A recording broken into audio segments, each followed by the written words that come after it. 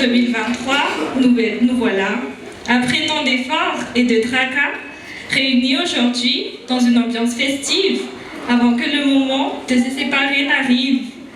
Que dire de plus sur cette promotion, à part qu'elle était remplie d'émotions, rire, pleurs, colère, tension, mais qui, au final, nous a appris à travailler à l'unisson. Une promotion qui a réussi grâce aux professeurs à qui on adresse un grand merci, car grâce à eux, les heures de cours et le travail acharné, ainsi que les leçons de morale, ont fini par payer. Et comment ne pas remercier la direction qui nous a aidés avec les instructions? Comment ne pas attribuer un grand merci à tous les membres du groupe Le Petit Nid? Ainsi, profitons ensemble de cette journée, car le moment est venu pour nous de nous amuser. Merci beaucoup. Atao ahoana tokoa moa tsy hisaotra raha ohatra ka nahita fahombiazana, atao ahoana tsy hankasitraka ka fisaorana fifankasitrahana no hatongavana ety anoloana ety. Isa moa nisaorana fa ireo tokoteny Mahamasina izay nanampy anay tao anatin'ny fahombiazana izay nitiavinay tamin'ity taom-pianarana ity, dia tsy iza fa ny voalohany dia ny sekoly Le Petit Nid dia isaoranay manokana tamin'ny fiarah-miasa, tamin'ny fikarakarana, fikolokoloana nandritran'izay taom-pianarana lasa izay dia misaotra tompoko.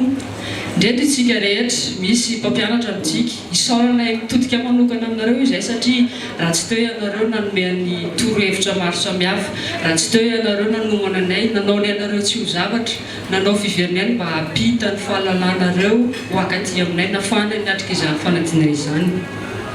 Marie 100% tokoa izahay, dia tsy nohony avy aminay izany, fa tao niara-niasa taminay tao ihany koa ianareo ka dia fisaorana mitafitafy era-po ampifaliana no atolotra ireo mpampianatra maro samihafa izay tonga tafavory eto amin'ity anio ity.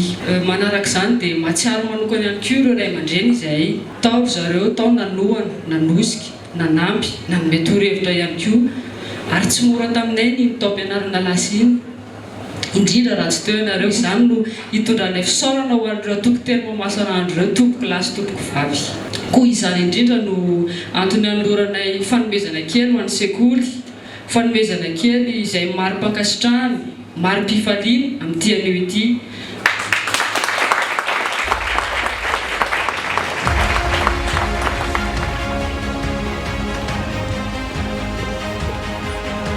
Saotra indrindra ilay tompoko, mankasitraka mankatelina ny tamin'ny fiarah-miasa izay mbola irinay mbola hitohy amin'ny ho avy manontolo dia mpisaotra indrindra ilay tompoko.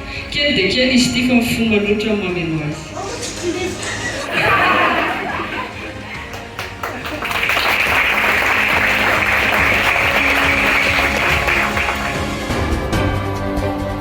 Voalohany indrindra ny fisaorana sy fankasitrahana ary ny firariana sy fangatana.